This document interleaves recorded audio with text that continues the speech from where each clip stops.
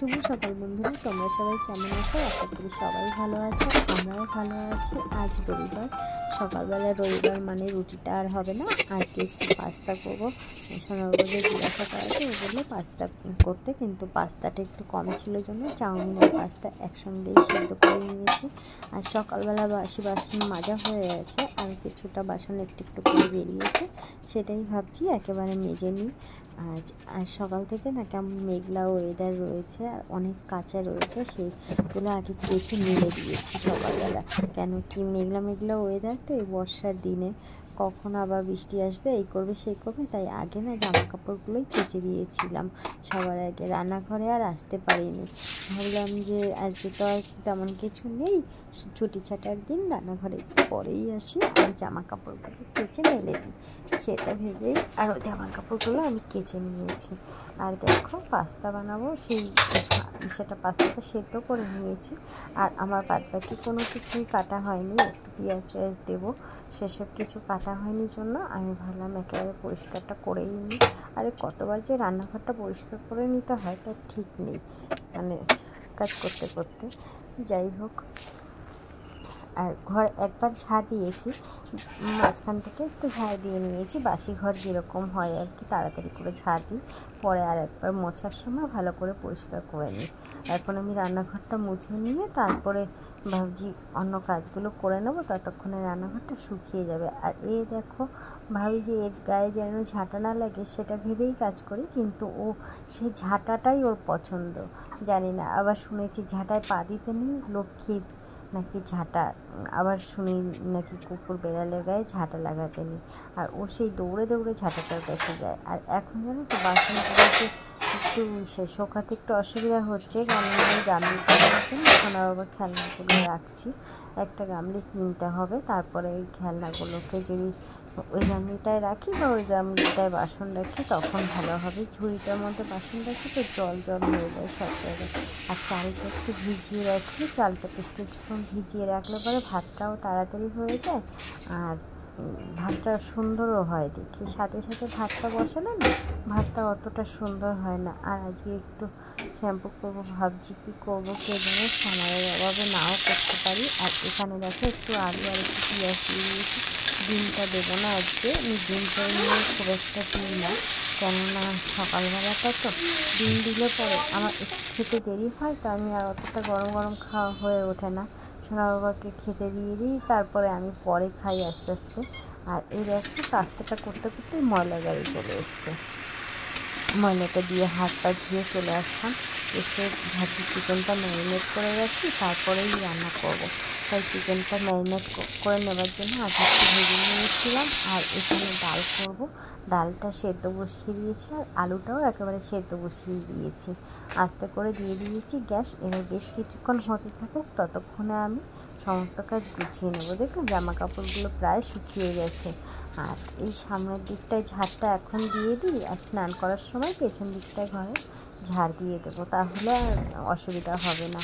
সামনের দিকটায় ঝাড় দিয়ে একটু হাত পা দিয়ে তারপরে আবার বাকি কাজগুলো করে নেবো। সকালবেলায় ঝাড় দিতাম, কিন্তু সকালবেলায় টিপটিপ করে একটু বৃষ্টি পড়লো, সেটার জন্য আর আমি ঝাড়টা দিতে পারিনি।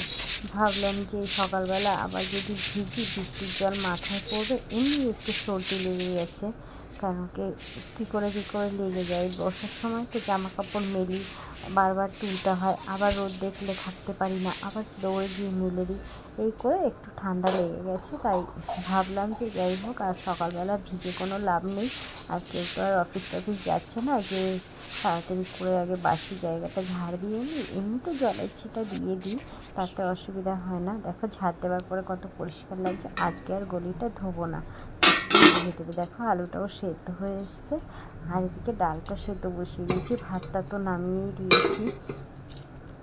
আর এখানে দেখো একটু পটল ভাজা, এগুলো আমি মাঝখানে করে নিয়েছিলাম সব। আর চিকেনটা ততক্ষণে হোক, আর আমি এই ঘরটা গুছিয়ে নিই। ঘরটা আজকে ভেবেছি বেড কভারগুলোকে চেঞ্জ করবো, কেননা প্রত্যেক শনিবারই চেঞ্জ করার চেষ্টা করি, কিন্তু শনিবার দিন হয়ে ওঠেনি, তাই আজকে রবিবারই চেঞ্জ করে দিলাম। আর এই বেড কভারগুলো না অনেকে একটু দেখি আয়রন করে নেয়, আয়রন করে নিলে বেশ সুন্দর হয়, টান টান হয়ে যায়, কিন্তু আমি না আয়রনটা খুব একটা করতে পারি না, হাত পা পুড়ে যায় কেন জানি না, হাতে ছ্যাঁকা লেগে যায়, পাতেও না হাতে খুব ছ্যাঁকা লাগে। ওই কারণে যতটা পারি আমি একটু কম আয়রন করার চেষ্টা করি। সোনা বাবার জামা কাপড়গুলো টুকটাক করে আয়রন করার চেষ্টা করি। আর এই যে বেড কভার তুললে না খুব ধুলো ওড়ে, তো ভাবছি এখন একটু এই ধুলোটাকে ঝেড়ে নিই কলিং দিয়ে, পরে পরিষ্কার করে নেব। আর সে ধুলোটাকে ঝাড়া হয়ে গেলে না সন্ধ্যাবেলাও অনেক সময় আমি বসে বসে কলিং দিয়ে এগুলোকে একটু পরিষ্কার করে নিই, কারণ সন্ধ্যাবেলাটা তো আর বেশি কিছু থাকে না, সোনা বাবার একটু পড়ানো হয়ে গেলে পরে তেমন একটা কাজ থাকে না, একটু সবজি টবজি কাটাগুলো থাকে, কিন্তু রোজ রোজ না ভালো লাগে না একভাবে, তাই অনেক দিন ভাবি যে না সবজিটা কেটে রেখে আর দূর থাকুক, কিন্তু পরের দিন দেখি খুব লেট হয়ে যায়। আর এই বেড কভার চেঞ্জ করলে ভীষণ ধুলো ওড়ে, ভীষণ ধুলো ওড়ে। একবার বলেছি, কিন্তু একবার বলেও যেন ইসে হয় না। দেখো এত ধুলো কী করে হয়, এই বর্ষার সময়টা যদি টানা বর্ষা হয় তাহলে আবার একটু ধুলো কম পড়ে, কিন্তু তার আর উপায় কী, তাহলে তো আবার ঘরটা কেমন যেন স্যাঁতস্যাঁত স্যাঁতস্যাঁত করে, তখন তো ভালো করে সার্ফ দিয়ে এমনি পরিষ্কার করতে হয়। আর এমনিও তুমি যদি রেগুলার দেখবে সার্ফ দিয়ে ঘরটা পরিষ্কার করো না, ঘরটা বেশ শুকনো শুকনো থাকে আর বেশ ভালোও লাগে। আমি দেখেছি ফিনাইল দিয়ে অনেক কিছু দিয়েই আমি ঘর পরিষ্কার করে দেখেছি, লাইজল ফাইজল অনেক কিছুই, যদি আমাদের তো আর এমনি যাদের ওই পাথর বসানো ঘর আছে, মার্বেল টাইলস, তাদের জন্য ওইসব ঠিক আছে, কিন্তু আমাদের ঘরে তো ওই ফিনাইল দিলেই যথেষ্ট। কিন্তু আমি ফিনাইলের থেকে আমি দেখেছি সার্ফটা বা কেরোসিনটা, কিন্তু কেরোসিনটা দিয়ে না ঘর পরিষ্কার করলে সব কিছু যেন কেমন কেরোসিন কেরোসিন একটা হাতের মধ্যে থাকে, ওই কারণে আমি আর কেরোসিনটা দিতে পারি না, কেরোসিনে খুব হাত জ্বালা করে, তাই সার্ফটা দিয়েই আমি ঘরটা মুছি, সার্ফটা দিয়ে মুছলেও বেশ পরিষ্কার হয়ে যায়। আর এখানে যেন অনেকগুলো জামা কাপড় আমি শুকনো জামা কাপড়গুলো তুলে নিয়ে এসে গুছিয়ে রেখেছিলাম ঘরটা ঝাঁট দিতে দিতে, আর এগুলো একটু আধ ভেজা রয়েছে, তাই ভাবছি ঘরেই মেলে দিই, আর বাইরে মেলে দিয়ে লাভ নেই, বাইরে তো জামা কাপড় আরোই আছে, টিপ টিপ করে বৃষ্টিও পড়ছিল, আবার ওগুলোকেও তুলে রেখেছি, সব জামা কাপড়ই মোটামুটি তোলা হয়ে গেছে, কেননা আবার ছপ করে বৃষ্টি নেমে গেলে রান্নাঘর থেকে বেরোনো সম্ভব হয় না, বারবার করে রান্না করতে করতে না আমি বাইরে যাই তো, আর বারবার মনে হয় যেন এটা হয়নি ওটা হয়নি, তরকারিতে নুন দিয়েছি এই দিয়েছি সেই দিয়েছি, এই মনে হয়। আর দেখবে রান্না একটা বেশ শান্তির জিনিস, যদি একভাবে গুছিয়ে নিয়ে রান্না করা যায় তাহলে কিন্তু বেশ তাড়াতাড়ি রান্নাও হয়ে যায়, কিন্তু হয় না। এই যে দেখো ভেবেছিলাম ঘরটা পরে পরিষ্কার করবো, আবার ভাবলাম যে এর মাঝে খানা আবার চলে আসলে ওরা ঘরে থাকবে, তখন না আর ঘর পরিষ্কার করা হয় না ভালো করে, আর একটাই তো ঘর, খারাপও লাগে, কোথায় বেরোবে কী করবে, আর বৃষ্টি হলে তো কোনো কথাই নেই, সেই ঘরেই থাকবে, ওতে আরও দেরি হয়ে যায়। আর ঘরটা পরিষ্কার করা থাকলে পরে দেখবে সব কাজ যেন তাড়াতাড়ি হয়ে যায়, সেটা ভেবেই আগে ঘরটাকে পরিষ্কার করতে আসি। আর যেদিন সোনাবার স্কুল থাকে বা কিছু, সেদিন তো মনে হয় আগেই ঘরটা মুছে নিই, যদি ঘরটা মুছে নিই তাহলে আর অতটা নোংরাটা লাগে না, বেশ তাড়াতাড়ি পরিষ্কার হয়ে যায়। আর রান্নাটা সেরে নেব, রান্নাটা তাড়াতাড়ি করে নিতে চাইছি, চিকেনটা হলে পরে কষানো হলে ওকে আবার এক পিস চিকেন কষা দেবো, ও আবার বলে ভাজা চিকেন, কষা চিকেন আর বলে না, মামা আমি একটু ভাজা চিকেন দিলে, ভাজা চিকেন খেতে পছন্দ করে দেখি, তাই একটু তাড়াহুড়ো করছিলাম জানো তো। আর আজকে চিকেনটা ভাবছি একটু অন্যরকমভাবে করব, ভাজার পরে ম্যারিনেট করে রাখবো। দেখো পুরো ঘর ভেজা ভেজা, ফ্যানগুলো চালিয়ে দিলাম, কতক্ষণে শুকাবে কে জানে। আর এই যে আলু পটলগুলোকে কেটে আমি একটু নুন হলুদ মাখিয়ে ঢাকা চাপা দিয়ে রেখেছিলাম, দেখো বেশ তাড়াতাড়ি করে ভাজা হয়ে যায়, এইভাবে যদি ঢাকা চাপা দেওয়া যায় জলটা বেরিয়ে যায়, তেলটাও কম যায়। এদিকে ডালটা আমি একেবারে কড়াইতে ভালো করে ফোড়ন দিয়ে তারপরে তৈরি করে নিয়েছিলাম, তাই প্রেসারে দিয়েছিলাম আর অসুবিধা হয়নি, একেবারেই হয়ে গেছে ডালটা।